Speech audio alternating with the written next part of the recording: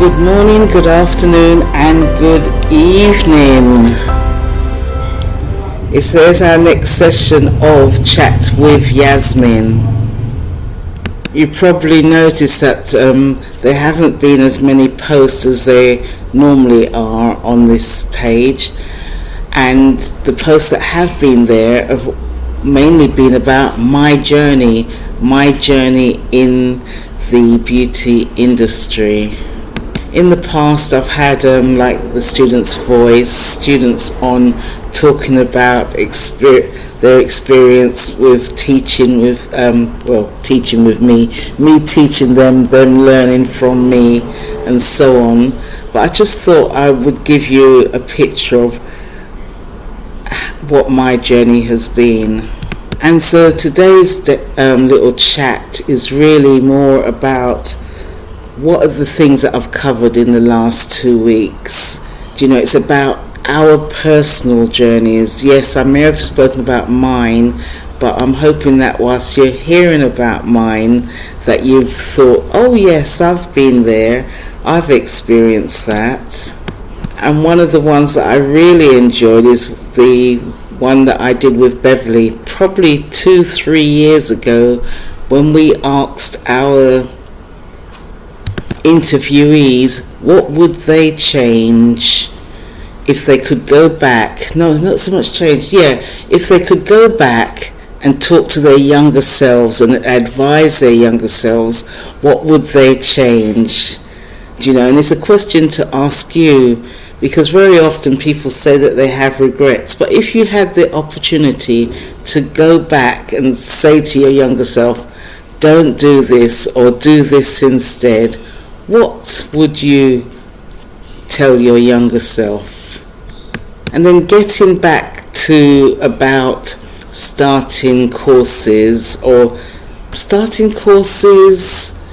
because I'm concentrating on beauty therapy, but there's loads of other things that we've wanted to do throughout our lives. What is it that you wanted to do and you never got around to doing it? And I have the 6 steps to becoming a beauty therapist, but it's not really much different to when we're starting anything. What is it? How do we start? Firstly, it's about recognizing what you would really, really like to be doing and prioritizing it. Sometimes we can have 3, 4, 5 different things that they all seem like good ideas, but which is the best one to start with? And that's something that we need to be clear in our mind. And then how do we plan towards it?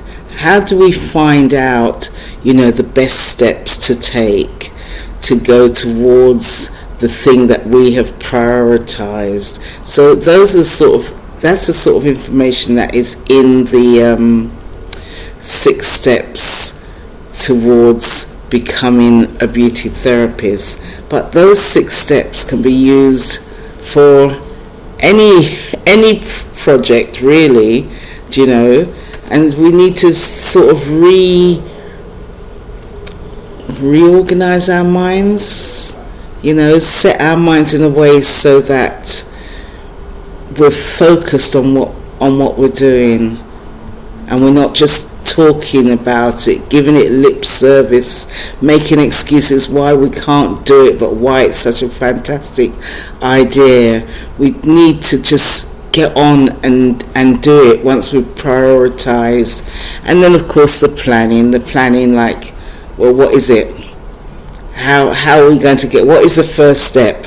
We need a first step, we need a second step, and we need to keep stepping and stop the lip service. Some people achieve this by creating what they call a vision board. There's all different types, even if it's just your list. It depends on what it is that you're working towards. But if you get pictures, memes, things that encourage you, and then the nice thing about the vision board is that you can move things around. So something that you didn't think was a priority when you've started in it, you need to move it into a different position, and you can move things around.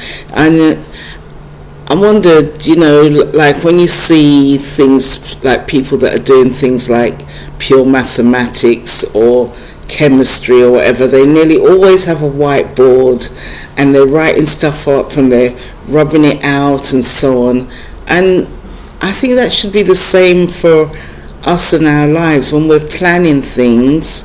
So we write down what we want and then we reorganize it, and it's in front of us all the time, so that it's not last month I was thinking of doing that. Because it's in front of you all the time, you can't forget. You can ignore it, but you definitely can't forget if it's there in a prominent place for you to see all the time. Okay, so on the note of what you'd go back and advise your younger self, in the video that's previous, I think a couple of days ago, I said I'd advise myself to stay away from all Michaels. Basically, any Michael that I've had in my life has been an absolute nightmare. So I'm sure there are wonderful Michaels out there, but sadly I've only met the rubbish ones. But all jokes aside, from a financial point of view, I would say don't leasehold. If you're doing properties, don't leasehold. And it's the same thing if you're going into a salon, don't sublet. Those two have been financial suckers. Freehold was fine, but leaseholds have been a real challenge for me. Not so much the subletting, although when you're subletting you don't know what's happening, and it's long story short, they can sell the property, do everything and give you 48 hours notice, and you've got your whole business there. And yeah, that happened to me a couple of times. They were good learning, because as far as I'm concerned, I came back triumphant. And yeah, but the struggle was real. And friends, do you know what? I am so proud to be able to say that I know at least, or I have contact with at least 15 of my school friends. I'm talking about back from primary school. That's like 58 years I've known these people. And I think I can genuinely say that I've got some wonderful, wonderful friends. But it's like, how do you know somebody is your friend? You might like being around them, but are they really bothered about being around you? I don't even know why I've come up with that. So I'm going to draw a line. There's obviously something going on in the back of my mind, which has nothing to do with beauty therapy focus. Oh yes, I tell you what, when I was starting out and I had friends that of course they were my models and all this sort of thing, one of the things that I really, really got distressed about was, firstly, if my friends, one in particular friend, had a treatment and somebody said, oh, where did you get that from? She never said, oh, my friend that is becoming a beauty therapist or anything. She just shrugged it off and said, oh, a friend did it, and that was the end of it. So I never got a business from her.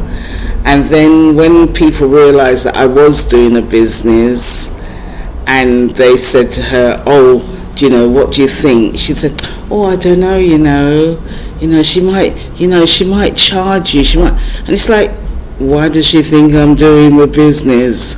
But worse than anything else, she had never been charged once as my model.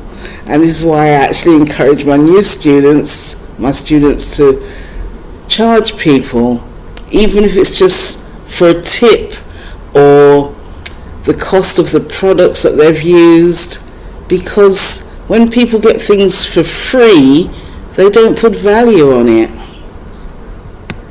We all need to look at our health. Oh, Gosh, I'm sweltering. We all need to look at our health, okay?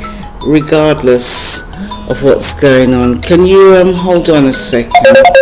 Oh gosh, I don't know where I got up to. But anyway, I just wanted to say that we also need to be looking at our health, alright? Don't work too hard, work smart, don't work hard, alright? And definitely look after your health, even if it's something as simple as going on regular walks. If you can get the energy together to go swimming, oops, really, I am a popular girl, aren't I? Well, I think I'm going to stop there, but remember last week I was telling you about the triathlon, and the saying is try again. That's what we need to do. Alright, so I feel like I'm on a bit of a downer, but it's not that I'm on a downer. It's more to do with the fact that there's stuff to be done. We need to get on with it. I've shown you a little bit of my journey in the 2 videos that I've run this week. Yeah, they are a little bit long, aren't they? I think they're 40 minutes plus each. But if you're interested, please do have a look. And I'm just saying to you, just keep trying. Just keep trying. That's all we can do. There's no point in talking about I could have, would have, whatever it is. Let's just keep trying. Try and try again. See you next week.